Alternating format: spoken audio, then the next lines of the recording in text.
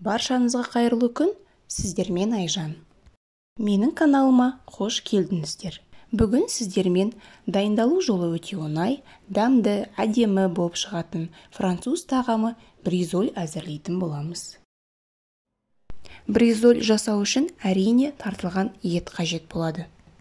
Фарш менде сиырдың етінен және тартылған еттен бризольді жасаған кезде ет тартқыштан 2 қайтара өткізіп алыңыздар, сол кезде фарштарыңыз жұмсақ, әдемі болады.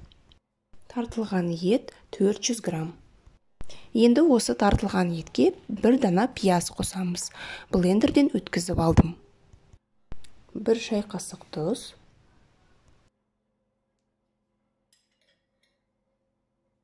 жарты шай қасық қара бұрыш. Қолымызбен жақсылап араластырып аламыз.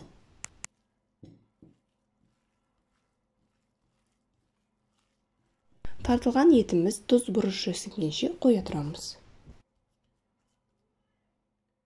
Келесі кезекте құймақ жасайтын боламыз жұмыртқадан, яғни блинчики. 4 дана жұмыртқа, 4 ас қасық сүт қостым. 1 жұмыртқаға 1 ас қасық сүт қосылады. Жарты шай қасық тұз. Венчиктің көмегімен жақсылап араластырып аламыз.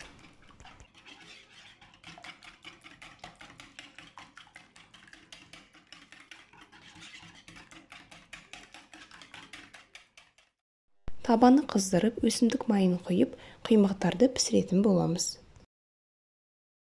Кесічканың көмегімен өсімдік майын табаға жағамыз.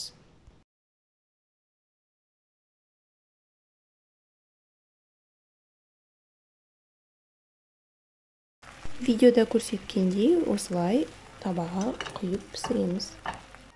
Шеттері қызарған кезде екінші жағына аударамыз.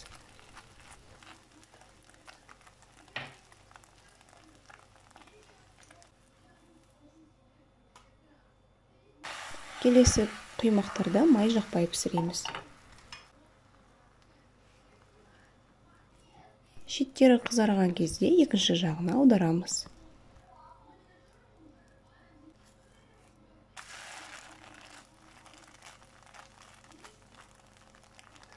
Барлық құймақтарды осылай пісіріп аламыз. 100 грамм сыр. Бризольдің ортасына салмасы ретінде сыр қосамыз. Оны күштен өткізіп алдым. Сырный продукт емес, нағыз сыр алыңыздар, сол кезде дәмді болады.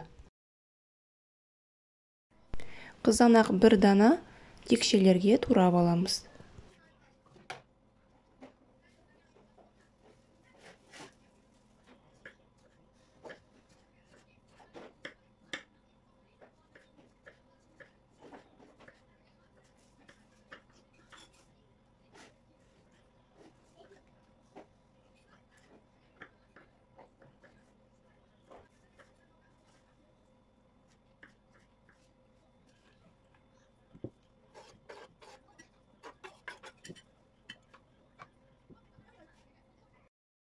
Менде 6 құймақ шықты.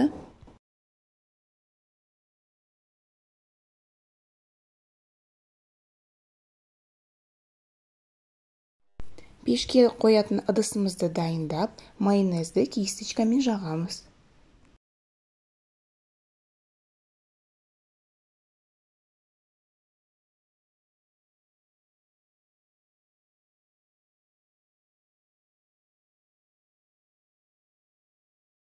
Енді бризольді жинайтын боламыз. Құймақты аламыз. 1,5 ас қасық тартылған еттен осылай құймақтың үстіне жағып шығамыз. Құрметті менің көрермендерім, осы видео сіздерге ұнап жатқан болса, каналдың дамуына өз үлестеріңізді қосып, осы видеоға лайк басып, төменде комментарий бөлімінде пікірлеріңізді қалдыра кетіңіздер. Сұрақтарыңыз болса, оны да жаза кетсеңіздер болады. Фарштың үстіне майонез жағамыз.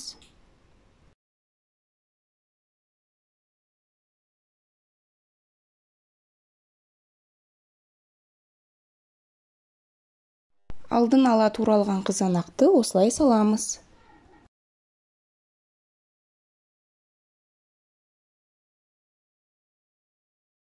Күштен өткізіп алған сырымызды саламыз.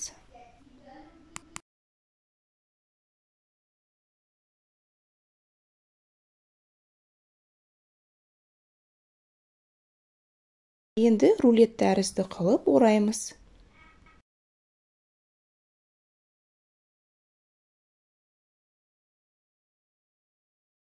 Формаға орналастырамыз.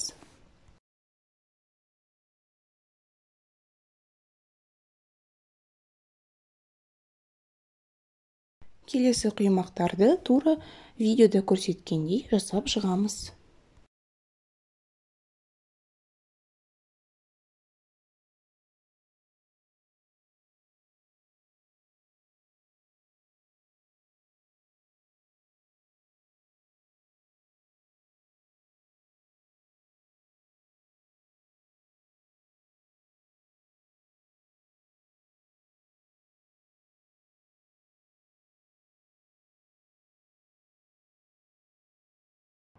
«180 градусқа пешімізге 30 минутқа қоямыз.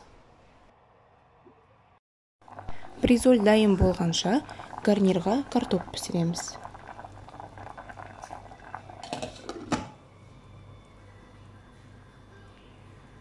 «20 минут өткен соң пешімізден алып шығып, сырға майонез қосып, үстінен жағып шығамыз. Пешімізге 10 минутқа қоямыз. Келесі кезекте картопымыз пісті.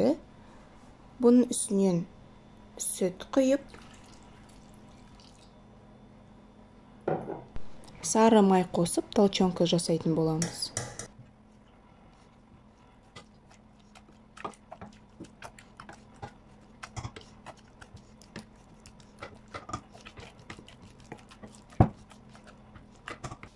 Енді келесі кезекте бризольдің үстіне майонез бен кетчуп жағатын боламыз. Майонезді пакетке салып, пакеттің бұрышын қиып тастаса, осылай әдемі шығады.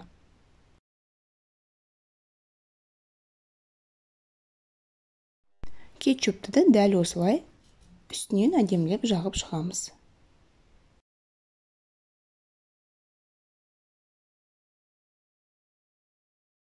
Француз тағамы бризоль дайын болды. Осы рецептпен жасап көруге кеңес беремін. Өте дәмді болып шығады. Видео ұнаса, подписаться, лайк басып, комментарий қалдыруды ұмытпаңыздар. Сіздермен болған Айжан. Видеоны соңына дейін қарағандарыңызға көп рахмет. Келесі кездескенше сау болыңыздар.